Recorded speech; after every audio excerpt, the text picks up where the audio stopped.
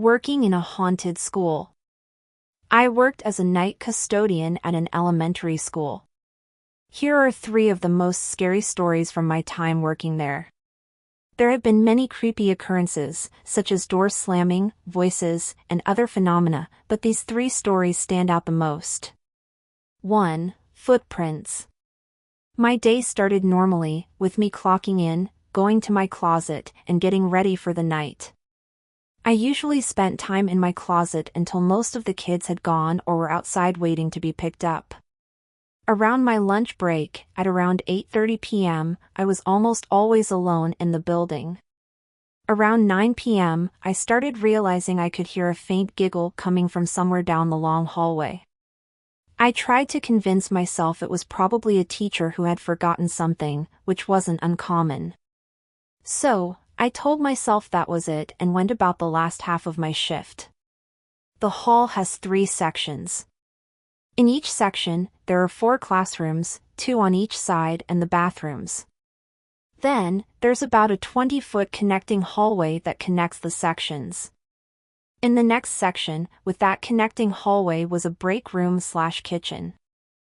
I leave vacuuming for last. I vacuum up one side and down the other. I was vacuuming down when I froze. I had just vacuumed and was in front of a classroom door. It looked as if someone had sprinkled a bag of baking flour. There were footprints walking across the hall to the side I was currently vacuuming. It looked like somebody had walked through flour. I had no idea where they came from. There was absolutely no one else in the building with me at that time. It was around 10:30 at night. I just stood there mid-step while the vacuum was still running, dumbfounded and staring. My brain literally couldn't comprehend what I was looking at. Eventually, I blinked, turned the vacuum off, and walked over to get a closer look. I looked in the classrooms. There were no lights on and doors were locked. The thing is, if someone had walked out of that classroom, the door would have smeared the flour, so you would have seen the door swing marks, but there were none. The more I stood there and looked at the situation, the more unbelievable it became. The spot where the flour was close to the door. There were no footprints in the flour, just flour-covered footsteps like somebody had walked through a pile of flour with wet shoes and tracked it on the clean part of the floor. I hurried and grabbed my vacuum, vacuumed up the flour and footprints, put my vacuum away, and left as quickly as I could. I worked in that building for about 14 years. Creepy things continued to happen, but I tried to ignore most of it. 2. Antelope. This story isn't really paranormal, just very creepy. This incident happened at the end of my shift. I had clocked out and was about to walk out the door. There are 2 sets of doors. One opens into a breezeway, and then there's the other set of doors, the outside doors, which get locked. I had just gone through the first set of doors and was about to push open the second set when I happened to glance up and saw an antelope standing on the outside of the door, staring at me. If there hadn't been a door between us, I could have reached out and pet it. That's how close it was to the door. I froze and just stood there, staring back at the antelope staring at me. I began to feel very creeped out and uncomfortable.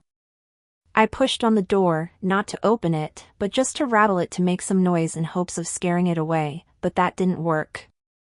It didn't even twitch. I had to turn on my car alarm to scare it away. Instead of darting off in a run, it simply turned its head and casually walked away. I watched it walk away, and when it was out of sight, I got into my car as quickly as I could and left, utterly creeped out. That was the only time that happened, thankfully. 3. Doors. This story, much like the second, takes place at the end of my shift. I was sitting in my little closet at my desk, reading a magazine.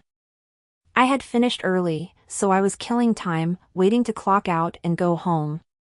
Now, with it being close to 11 p.m., the outside doors, the same doors from the antelope incident, mind you, are locked.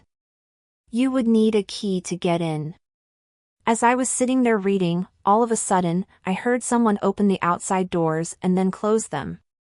Remember, there are two sets of doors, the outside doors, which are locked, the little breezeway, and then the second set that goes into the hallway.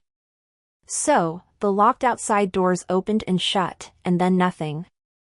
I sat there, waiting to hear the other set open, but nothing. It was dead silent. It felt like hours before the other set of doors opened and closed. At this point, I was starting to panic. I waited to hear whoever it was walk by my closet, but there was no sound. It was dead silent. My heart was pounding so hard, I swear it was going to beat out of my chest. I mustered my bravery, got up out of my chair, and looked out of the door to my closet. Nobody there, not a single person. Needless to say, I didn't clock out that day. I just turned off my light, shut the closet door, and went home. All three incidents didn't happen back to back. There were a few years in between each one. Thank you for watching. If you enjoyed the video, please hit that like and subscribe button.